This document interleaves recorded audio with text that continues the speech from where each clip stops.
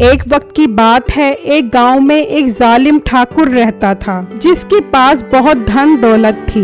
वो गांव का सबसे ज्यादा अमीर इंसान था, इसलिए अपनी अमीरी और दबदबा रखने के लिए वो गांव के लोगों पर जुल्म करता था। ठाकुर साहब मुझे माफ कर दो, मुझे मत मारो। मैं वादा करता हूँ अब कभी अमीर होने के ख्वाब नहीं देखूंगा। बस इतनी मार खाकर अकल ठिकाने आ गई, इसे और मारो। नहीं ठाकुर साहब नहीं, अब मुझ में और मार खाने की हिम्मत नहीं है। मैं वादा करता हूँ अब कभी पैसे नहीं कमाऊंगा, बल्कि ये गांव भी छोड़ दूंगा। ठीक है, इसके लिए इतनी मार काफी है, अब इसे जाने दो। फिर वो मजलूम इंसान वहाँ से चला जाता है। ठाकुर अपने से ज्यादा किसी को भी अमीर नहीं देख सकता था, इसलिए कोई भी थोड़ा बहुत पैसा कमा रहा हो वो उसको मारकर उसकी रोजी बंद करवा देता था। इसी गांव में मीठा नाम का एक आदमी जो अपने दोस्त के साथ चाय के होटल पर गप्पे लगा रहा होता है। छोटे जरा 2 कैंची बार चाय तो बनाते, आज मीठे भाई आए हैं। हाँ जरा खालिस दूध ठोक के और पत्ती रोक के चाय बना दे।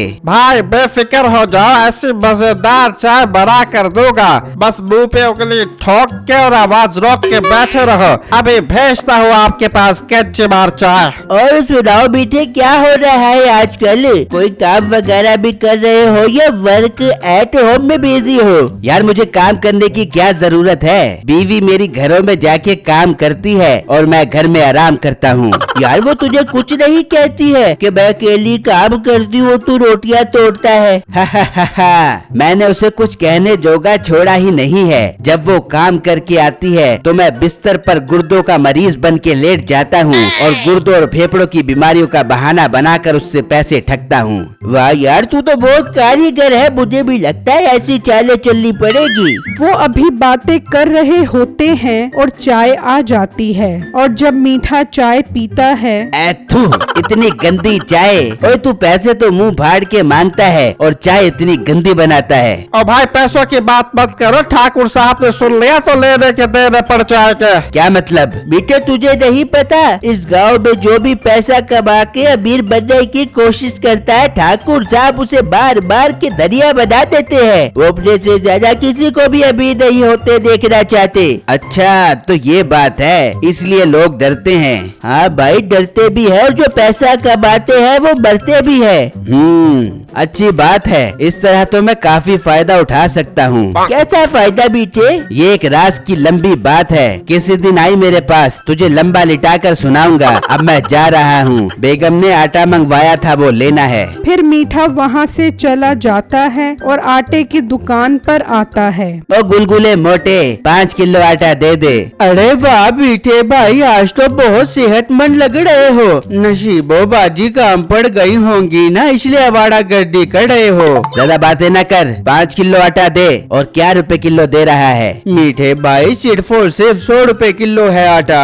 क्या 100 रुपए किलो? तू तो बहुत ज्यादा मुनाफाखोरी कर रहा है। आटा फ्री में देता है या ठाकुर साहब को जाकर बताऊं? फ्री में? अपनी शक्ल देखी है बेगम के टुकड़ों पे पलने वाले आदमी, बेगम से काम करवाता है और खुद घर में गुर्दों की पटड़ी का बहाना बढ़ा के मजे मारता है। अच्छा तू मेरे से बहस करता है, अब देख मैं क्या करता हूँ। मीठा जल्दी से ठाकुर के पास जाता है और उसे सब कुछ बताता है। क्या उसकी ये हिम्मत, वो आटा महंगा बेचकर अमीर होने की तैयारियां कर रहा है। मुंशी जाओ उसको लेकर आओ। फिर उसके मुलाजिम बिट्टू की दुकान पर जाते हैं और उसे लेकर आते हैं और उसकी खूब पिटाई करते हैं। मीठा ये देखकर बहुत खुश होता है। ठाकुर साहब मुझे माफ कर दो, मैं अब कभी 1 रुपया भी नहीं कमाऊंगा, बल्कि अपनी दुकान भी हमेशा के लिए बंद कर दूंगा। हाँ अब आई अकल ठिकाने, ठाकुर साहब से ज्यादा अमीर होने की कोशिश कर रहा है। अगर आज के बाद तेरी दुकान खुली हुई नजर आई तो तेरा वो हाल करूंगा कि तू याद करेगा।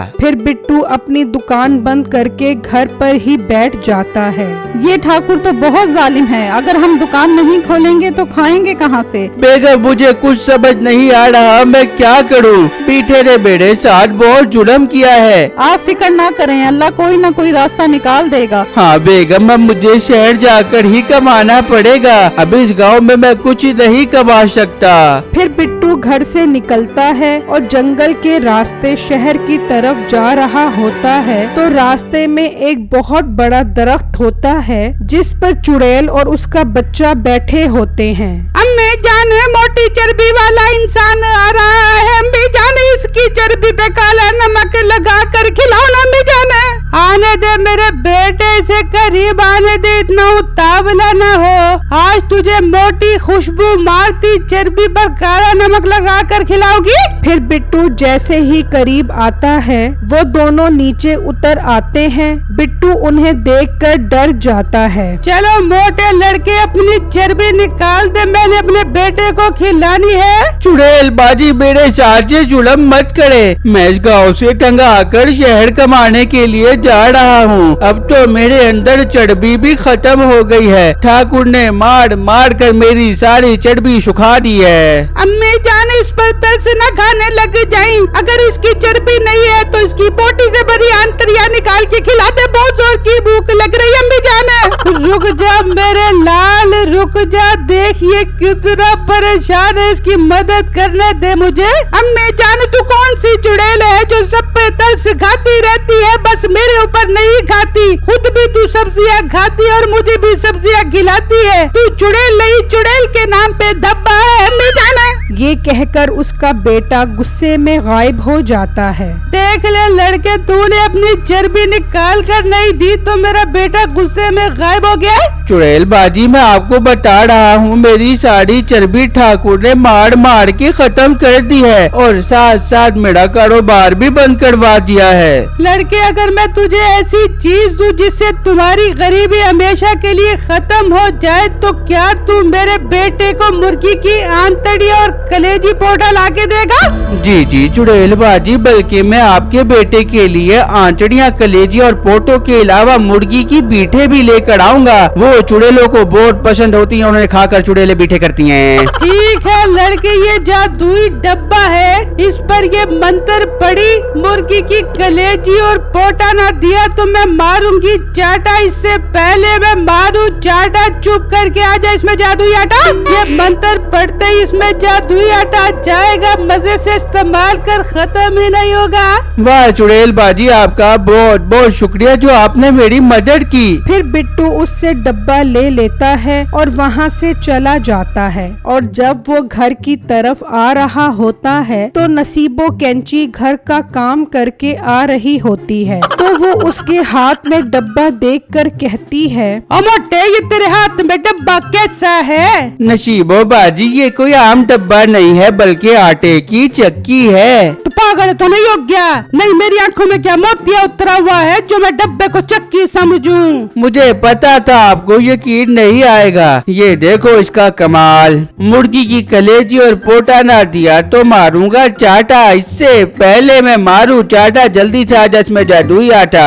ये मंत्र पढ़ने की देर थी और उसमें जादुई आटा आ जाता है। नसीबो ये देखकर बहुत हैरान होती है। वाह मोटे, ये तो वाकई डब्बा नहीं, आटे की चक्की है। बिट्टू मेरे प्यारे भाई, अगर तू मुझे ये डब्बा दे देगा तो मैं रोज तेरे घर की सफाई आके कर बेबूंगी और तेरी पतली दाल से लिपटे हुए बर्तन भी धो देबूंगी। कोई जरूरत नहीं है, अब मेरे पास इतना पैसा आ जाएगा कि मैं तुम जैसी 10 काम करने वाली घर पे रख लूंगा। यहाँ से जाओ और अपने घर की सफाई करो। ये कहकर बिट्टू वहाँ से चला जाता है और घर आकर अपनी बीवी को ये खुशखबरी सुनाता है कि उस डब्बे से आटा निकलता ही रहता है और खत्म नहीं होता। बिट्टू जी, ये तो हमारे दिन फिर गए हैं। अब तो आपको आटे की चक्की भी खोलने की जरूरत नहीं पड़ेगी, बस इसमें से आटा निकालते रहेंगे और बेचते रहेंगे। हाँ बेगम, अब देखो मैं तुम्हें कैसे अमीर बन के दिखाता हूँ। वहाँ नसीबो कैंची घर पहुँचती है। अब मिठे, तू गुर्द और फेफड़ों की बीमारियां बना के लेटा रहे और लोग अमीर पे अमीर होते जा रहे हैं। और बेगम बात क्या है, बता तो सही, क्यों आसमान सर पर उठा रखा है? फिर नसीबो कैंची उसे सारी बात बताती है तो मीठा सुन के हैरान रह जाता है और जल्दी से ठाकुर के पास पहुंचता है और उसे उस जादुई डब्बे का बता देता है। क्या जादुई डब्बे वाला आटा। इसका मतलब वो लड़का फिर अमीर होने की कोशिश कर रहा है। मुंशी जाओ उसके घर और उसकी अच्छी खासी पिटाई भी लगाओ और वो जादुई डब्बा भी लेकर आओ। फिर मुंशी बिट्टू के घर आते हैं और उसकी खूब पिटाई लगाते हैं और वो डिब्बा लेकर वहाँ से चले जाते हैं। वाह, डब्बा तो बहुत खूबसूरत है, पर इसमें से आटा क्यों नहीं निकल रहा? ठाकुर साहब, मेरी बीवी ने बताया है कि उसने एक मंत्र पढ़ा था, फिर इसमें से आटा निकलना शुरू हो गया। कौन सा मंत्र पढ़ा था? ये तो उस लड़के को ही पता होगा। मुंशी, दोबारा जाओ और उसे पकड़ कर लेकर आओ। जब वो उसके घर पहुँचते हैं तो घर को ताला लगा होता है और वो वहीं उनका इंतजार करने खड़े हो जाते हैं, जबकि बिट्टू और उसकी बीवी चुड़ैल बाजी के पास पहुंचकर उसे सब कुछ बता चुके होते हैं। उसकी ये हिम्मत कि उन्होंने मेरा दिया हुआ डब्बा लिया और तुझे मारा भी। बिट्टू, अब तुम एक काम करो, वो तुमसे जरूर उसमें से जादुई आटा निकालने का मंत्र पूछेगा। तुम ये मंत्र पढ़ना। चोर ने देखा पुलिस को तो जूती उठा के दौड़े निकल जाए इस डब्बे में से आटे के बड़े बड़े रोड़े, फिर देखना कब वाला। बिट्टू वापस घर आता है तो उसके मुंशी उसका इंतजार कर रहे होते हैं और वो उससे अपने साथ ले जाते हैं। बहुत शौक है ना तुझे अमीर होने का? जितनी मार तुझे पड़ी है, उम्मीद है सारा शौक खत्म हो गया होगा। जी जी ठाकुर साहब, अब मुझे अमीर बनने का कोई शौक नहीं है। चल पढ़ वो कौन सा मंत्र है जिससे डब्बे से आटा निकलता है। ठीक है ठाकुर साहब, आप मुझे डब्बा तो दो, तभी जादू काम करेगा। हाँ ये ले। फिर वो बिट्टू को डब्बा देते हैं। चोर ने देखा पुलिस को तो जूती उठा के दौड़े निकल जाए इस डब्बे में से आटे के बड़े बड़े रोड़े। ये कहते ही उस डब्बे में से आटे के बड़े बड़े पत्थर निकलते हैं और उन्हें जोर जोर से लगते हैं और वो सब उसके नीचे दफन हो जाते हैं। इस तरह गांव वालों की उस जालिम ठाकुर से जान भी छूट जाती है और बिट्टू को हमेशा के लिए आटा भी मिल जाता है। फिर बिट्टू उस चुड़ैल के बच्चे के लिए मुर्गी की आंतड़ियां, कलेजी और पोटे भी ले जाता है। अगर आप मीठे और बिट्टू की मजीद फनी वीडियो देखना चाहते हैं तो हमारे दूसरे चैनल ड्रीम स्टोरीज मस्ती को अभी सब्सक्राइब करें। शुक्रिया।